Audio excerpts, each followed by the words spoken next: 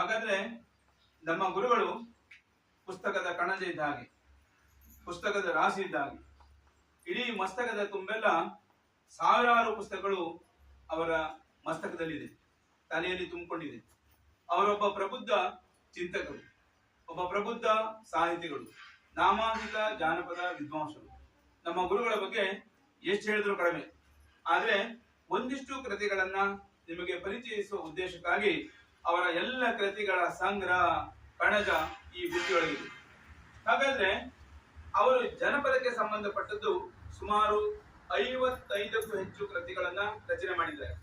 ಅವರ ಸಾಹಿತ್ಯದಲ್ಲಿ ಕಥೆ ಇದೆ, ಕವನ ಇದೆ, ನಾಟಕ ಇದೆ, ವಿಮರ್ಶೆ ಇದೆ, ಜಾನಪದ ಇದೆ, ಸಂಶೋಧನೆ ಇದೆ. ಅವರದೊಂದು ಪುಸ್ತಕ ಇದೆ, ಅವರ ಬದುಕು ಮತ್ತು ಬರಹ. ಅಲ್ಲ ಕಾಣಿಸ್ತಾ ಉಂಟಲ್ಲ, ಅದು ಅವರ PhD ಗ್ರಂಥ. ಅಂದ್ರೆ ಅವರು ಮಂಡಿಸಿದ ಪ್ರಬಂಧ ಇವತ್ತು ಜಾನಪದ ವಿಶ್ವವಿದ್ಯಾಲಯದಲ್ಲಿ ಒಂದು ಸಂಗ್ರಹ ಯೋಗ್ಯ ಕೃತಿಯಾಗಿದೆ. ಇವತ್ತು ಜಾನಪದ ಕ್ಷೇತ್ರದಲ್ಲಿ ನಮ್ಮ ಜಿಲ್ಲೆಯಲ್ಲಿ ದುಡಿದಂತ ಕೆಲವರು, ಅದರಲ್ಲಿ ಡಾಕ್ಟರ್ LR ಹೆಗ್ಡೆಯವರನ್ನ ನಾವು ಹೆಸರಿಸಬೇಕಾಗ್ತದೆ. ಶ್ರೀ ವಿ ಗ ನಾಯ್ಕರವರು, ಶ್ರೀ ಸುಮುಖಾನಂದ ಜಲವಳ್ಳಿಯವರು ಪ್ರಮುಖರಾದ್ರೆ, ಅವೆಲ್ಲವನ್ನ ಮೀರಿ ಡಾಕ್ಟರ್ ಶಾಂತಿ ನಾಯ್ಕರು ಮತ್ತು ಡಾಕ್ಟರ್ NR ನಾಯ್ಕರು ನಾವೆಲ್ಲ ಹೀಗೆ ನಿರಂತರವಾಗಿ ನೇರವಾದ ಭಂಗಿಯಲ್ಲಿ ಎಲ್ಲ ರೀತಿಯ ವಿಚಾರಗಳನ್ನ ಮತ್ತೆ ಮತ್ತೆ ಮಾತಾಡ್ತಾ ಅತ್ಯಂತ ಲವಲವಿಕೆಯಿಂದ, ಪ್ರೀತಿಯಿಂದ, ಉತ್ಸಾಹದಿಂದ ಇರ್ಲಿಕ್ಕೆ ಎಲ್ಲರತ್ತು ಸಾಧ್ಯ ಇಲ್ಲ. ದೇವರು ಅವರಿಗೆ ಅಂತ ಒಂದು ಭಾಗ್ಯ ಕೊಟ್ಟಿದ್ದಾನೆ. ಜೊತೆಗೆ ಅವರ ಅಡಿಯಲ್ಲಿ, ಅವರ ಒಂದು ಗುರುಸ್ಥಾನದಲ್ಲಿ ನಿಂತಾಗ ನಾವೆಲ್ಲ ಅವರ ಶಿಷ್ಯರಾಗಿ, ಮಾರ್ಗದರ್ಶಕರಾಗಿ ಅವರ ಕೃತಿಗಳನ್ನ ಓದುವುದರ ಮೂಲಕ ನಾವು ಅವರನ್ನ ಪ್ರೀತಿಸುವುದು, ಗೌರವಿಸುವುದು, ಜೊತೆಗೆ ಪೂಜನೀಯ ಭಾವನೆಯಲ್ಲಿ ನಾವು ನೋಡ್ಬೇಕಾದಂತ ಸಂದರ್ಭಗಳು ನಮ್ಮ ಎದುರಿಗಿದೆ. ಹಾಗಾಗಿ ನಿಮ್ಮಲ್ಲಿ ನಾನು ವಿನಂತಿ ಮಾಡ್ಕೊಳ್ಳೋದಿಷ್ಟೇ, ಎಲ್ಲರೂ ಅವರ ಕೃತಿಗಳನ್ನ ಓದ್ಬೇಕು. ಯಾಕೆ ಓದ್ಬೇಕು ಅಂದ್ರೆ, ನಾನು ಒಂದಿಷ್ಟು ಜಾನಪದದ ವಿಷಯವಾಗಿ, ಕಾವ್ಯದ ಕುರಿತಾಗಿ, ಅಥವಾ ಅವರ ವಿಮರ್ಶೆಯ ಕೃತಿಯ ಕುರಿತಾಗಿ, ಅವರ ಸಾಹಿತ್ಯದ ಕಥೆಗಳ ಕುರಿತಾಗಿ, ಹೀಗೆ ಬೇರೆ ಬೇರೆ ಸಾಹಿತ್ಯದ ಪ್ರಕಾರಗಳನ್ನ ಓದ್ತಾ ಹೋದಾಗೆ ನಾನು ಆ ರೀತಿಯಲ್ಲಿ ಆಲೋಚನೆ ಮಾಡ್ಲಿಕ್ಕೆ ಅದು ಸಾಧ್ಯ ಆಗ್ತದೆ. ಹಾಗಾಗಿ ಈ ಬುಟ್ಟಿಯಲ್ಲಿ ಒಂದಿಷ್ಟು ಪುಸ್ತಕಗಳಿದೆ. ಈ ಪುಸ್ತಕ ಇವತ್ತು ಒಂದು ದಿವಸದಲ್ಲಿ ನಾವು ಓದಿ ಮುಗಿಸುವಂತದಲ್ಲ. ಹಾಗಾದ್ರೆ ಇದಕ್ಕೆ ತುಂಬಾ ಸಮಯಗಳನ್ನ ಇಟ್ಕೊಂಡು ನಿರಂತರವಾಗಿ ನಾನು ಓದ್ಬೇಕಾಗಿದೆ.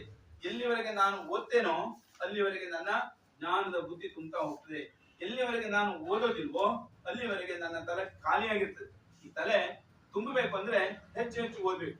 ನನ್ನ ಗುರುಗಳ ತಲೆ ತುಂಬಾ ತುಂಬಿಕೊಂಡಿದೆ. ತುಂಬಿದ ಕೊಡದ ಹಾಗೆ ಅದು ತುಳುಕ್ತಾ ಇದೆ. ತುಂಬಿದ ಕೊಡ ಯಾವಾಗಲೂ ಅದು ಮೌನವಾಗಿರ್ತದೆ, ನಿಶಬ್ದವಾಗಿರ್ತದೆ. ಅದು ತುಂಬಾ ಜನರು ಇಷ್ಟಪಡ್ತಾರೆ. ಆ ಕೊಡಕ್ಕೆ ಬಾಗ್ತಾರೆ. ಯಾರು ಬಾಗ್ತಾರೋ ಅವರು ಬೆಳಿತಾರೆ.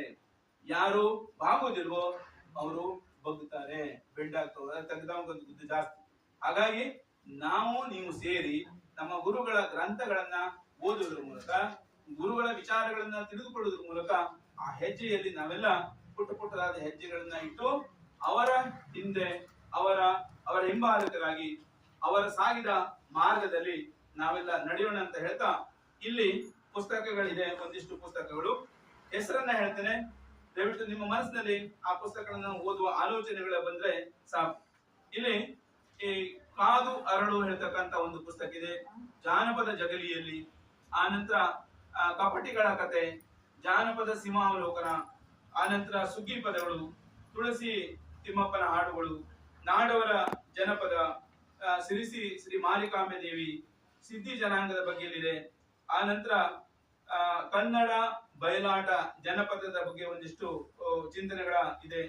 ಹಳ್ಳ್ಯರ ಜನಪದ ಸಾಹಿತ್ಯ ಈ ಬುಟ್ಟಿಯೊಳಗಿದೆ. ಕೈಗರ ಹಾಡುಗಳಿದೆ, ಸುಗ್ಗಿ ಹಬ್ಬ ಇದೆ, ಕರ್ನಾಟಕದ ಕರಾವಳಿಯ ಜನಪದ ಹಾಡುಗಳಿದೆ. ಆನಂತರ ಸೂರ್ಯ ಬಿಂಬ ನೆಟ್ಟರೆ ಹೇಳ್ತಕ್ಕಂಥ ಒಂದು ಕೃತಿ ಇದರಲ್ಲಿದೆ.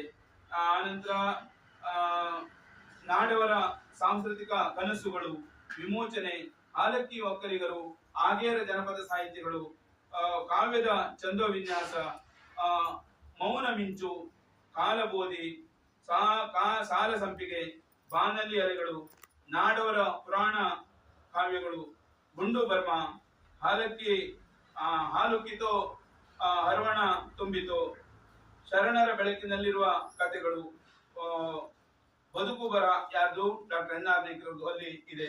ಅನಂತರ ಅವರೆಲ್ಲ ಮಕ್ಕಳ ಕಾವ್ಯದ 2 ಸಂಪುಟಗಳಲ್ಲಿ ದೊಡ್ಡ ದೊಡ್ಡ ಗ್ರಂಥಗಳು ಪ್ರಕಟವಾಗಿದೆ, ಆ ಕೃತಿಗಳಿದೆ. ಒಟ್ಟಾರೆಯಾಗಿ ಇಲ್ಲಿ ಒಂದು 100 ಪುಸ್ತಕಗಳನ್ನ ಡಾಕ್ಟರ್ NR ನಾಯ್ಕರವರು ತಮ್ಮ ಬದುಕಿನುದ್ದಕ್ಕೂ ಅಧ್ಯಯನ ಮಾಡೋದ್ರ ಮೂಲಕ ಅದನ್ನ ಬರವಣಿಗೆಯಲ್ಲಿ ತೊಡಗಿಸಿಕೊಂಡಿದ್ದಾರೆ. ಅವರ ಬರಹ ಅದು ಶಾಶ್ವತವಾಗಿದೆ. ಅವರ ಬರಹ ಇಡೀ ನಾಡಿನ ತುಂಬೆಲ್ಲ ಹೆಸರು ಪಡ್ಕೊಂಡಿದೆ. ಅವರ ಬರಹ ಒಂದು ಜಾನಪದ ವಿಶ್ವವಿದ್ಯಾಲಯವನ್ನ ಮೀರಿಸುವ ಶಕ್ತಿಯನ್ನ ಪಡ್ಕೊಂಡಿದ್ದಾರೆ. ಹಾಗಾಗಿ ಅವರೊಬ್ಬ ಜಾನಪದ ಕಣಜ. ಅವರ ಬಾಯಲ್ಲಿ ಯಾವಾಗಲೂ ನಿರಂತರವಾಗಿ ಆ ಜಾನಪದ ಹಾಡುಗಳ ಜೊತೆಗೆ ಸಾಮಾನ್ಯ ಜನರ ಬದುಕನ್ನ ತುಂಬಾ ಚೆನ್ನಾಗಿ ಅರ್ಥೈಸಿಕೊಂಡ ಒಂದು ಸಜ್ಜನ ಬದುಕು ಅವರೊಳಗಿದೆ. ಅವರು ಈಗ ನಮ್ಮೊಂದಿಗೆ ಕೆಲವು ವಿಚಾರಗಳನ್ನು ಹಂಚಿಕೊಳ್ಳಿಕ್ಕಿದ್ದಾರೆ. ಅವರು ಒಮ್ಮೊಮ್ಮೆ ಮಕ್ಕಳಾಗ್ತಾರೆ, ಒಮ್ಮೊಮ್ಮೆ ಪ್ರಬುದ್ಧ ಚಿಂತಕರಾಗ್ತಾರೆ, ಒಮ್ಮೊಮ್ಮೆ ಸಾಹಿತಿ ಆಗ್ತಾರೆ, ಒಮ್ಮೊಮ್ಮೆ ಜಾನಪದ ಹಾಡುಗಾರರಾಗ್ತಾರೆ, ಒಮ್ಮೊಮ್ಮೆ ಅತ್ಯಂತ ಪ್ರೀತಿಸುವ ಗುರುಗಳಾಗ್ತಾರೆ, ನಮ್ಮ ತಂದೆಯರು ಆಗ್ತಾರೆ, ನಮ್ಮ ದೇವರು ಆಗ್ತಾರೆ. ಅವರಿಗೆ ನಮಸ್ಕಾರಗಳನ್ನು ಹೇಳ್ತಾ ಅವರ ವಿಚಾರಗಳನ್ನ ನಮ್ಮ ಮಕ್ಕಳಿಗೆ ಹೇಳ್ಬೇಕಳಿ ನಾನು ಅತ್ಯಂತ ಪ್ರೀತಿಯಿಂದ ಅವರ ಪಾದಗಳಿಗೆ ನಮಸ್ಕಾರ ಮಾಡಿ ಅವರಿಗೆ ವಿನಂತಿ ಮಾಡ್ಕೊಳ್ತೇನೆ. ಈಗ ನಮ್ಮ ಗುರುಗಳ